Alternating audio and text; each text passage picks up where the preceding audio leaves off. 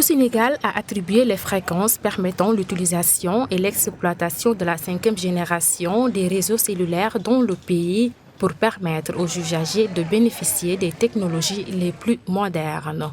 Il faut noter que le premier opérateur, Sonatel, a proposé 19,5 milliards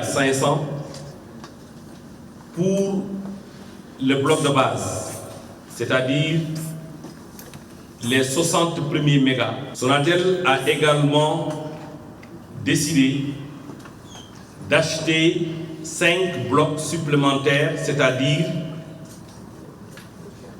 15 milliards en plus pour disposer au total d'une quantité égale à 120 mégas.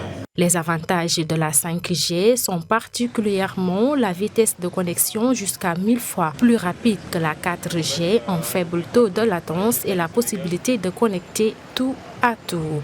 Une avancée pour le Sénégal selon les experts en télécommunications. Cela permettra de voir de nouveaux Internet des objets qui vont permettre d'interconnecter les véhicules, différents types d'applications. Cela permettra aux startups aujourd'hui qui se sont lancés dans tout ce qui est smart bâtiment pour l'optimisation de l'énergie des bâtiments ou encore smart parking pour le monitoring des parkings dans les agglomérations de Dakar afin de réduire, on pourrait parler des embouteillages, la congestion. Dans un monde de plus en plus mobile, il est impératif pour le Sénégal de se connecter au plus haut débit.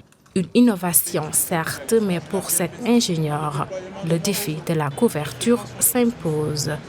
Comment aujourd'hui le régulateur et les opérateurs peuvent travailler en étroite collaboration pour réduire ce gap? C'est la question qu'il faut résoudre.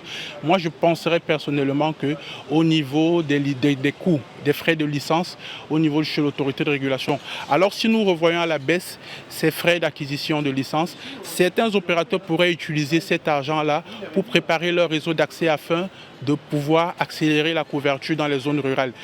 Le Sénégal fait désormais partie des premiers pays africains à mettre en œuvre la technologie de la 5e génération. Ce voyage vers la 5G maintient le pays, selon les autorités, dans sa position de leadership et de carrefour des télécommunications en Afrique.